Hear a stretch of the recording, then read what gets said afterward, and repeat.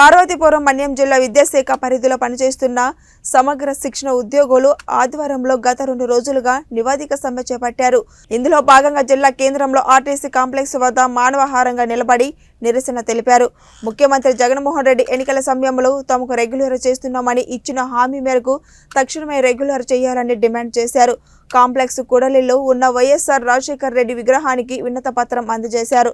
అనంతరం మీడియాతో మాట్లాడుతూ విద్యాశాఖ పరిధిలో పనిచేస్తున్న సమగ్ర శిక్ష ఉద్యోగులు సమస్యల పరిష్కారంలో రాష్ట్ర ప్రభుత్వం ఉద్దేశపూర్వకంగానే నిర్లక్ష్యంగా వ్యవహరిస్తుందని ఆరోపించారు.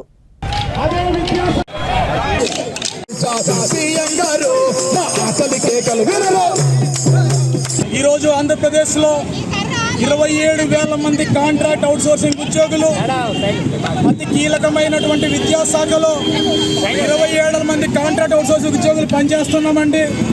మరి మేము జగన్మోహన్ రెడ్డి గారు ముఖ్యమంత్రి గారు, మరి మేము పాదయాత్రలో ఇక్కడ ఉన్నటువంటి సిఆర్పీల్లో ఎంఐఎస్ ఎల్డి